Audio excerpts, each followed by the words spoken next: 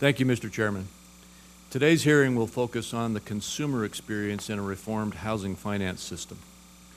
Homeownership is central to our nation's economy, offering financial and social benefits for families, communities, and the country as a whole. The policies we choose to adopt during this process will determine not only the sustainability of a robust housing market, but also the future economic opportunities for millions of American families and individuals. A reformed housing finance system can help consumers achieve their dream of home ownership, but this must be done responsibly.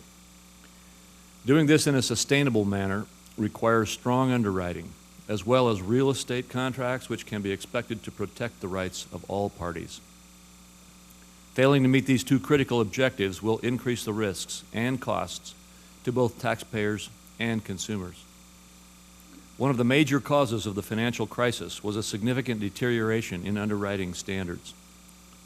Many mortgages turned out to be unaffordable, and a large number of these mortgages were guaranteed by Fannie Mae and Freddie Mac. Staggering losses were ultimately paid for by taxpayers after the federal government bailed out Fannie Mae and Freddie Mac in July of 2008. In addition to the lessons of Fannie's and Freddie's failures, the Federal Housing Administration has further demonstrated the importance of returning to responsible underwriting. Last year's actuarial report found that the FHA Insurance Fund's net worth was a negative $16 billion, and last month the FHA required a nearly $2 billion federal bailout, the first in its history. With these experiences in mind, if we're going to consider options for reforming the housing finance system that include a taxpayer guarantee, we must ensure that the taxpayer is only guaranteeing mortgages that meet strong basic underwriting standards.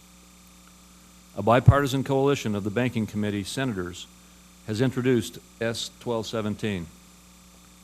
This legislation required a number of compromises to secure support from members of both sides of the aisle. One important compromise is that in exchange for including an explicit government guarantee of mortgages, private capital would take a strong first loss position, and loans would need to have a minimum down payment of 5% while meeting the CFPB's qualified mortgage definition. Fannie's and Freddie's current underwriting standards for guaranteeing loans are generally more difficult to meet than a QM loan with a 5% down payment.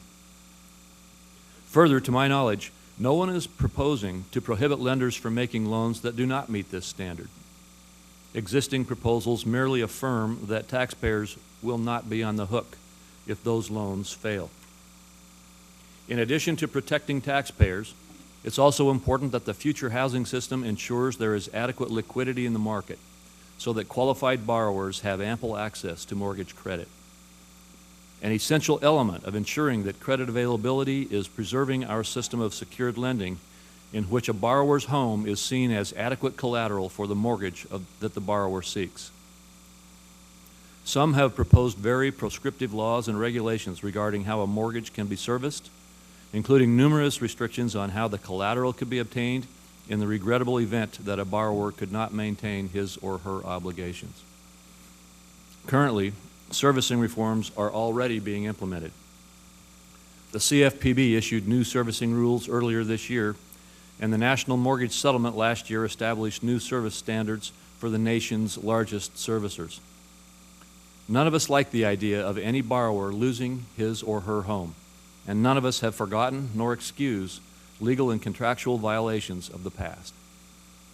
However, if we take actions that call into question whether mortgage contracts are viewed as adequately secured lending, homeowners across the country could pay a very considerably higher rate.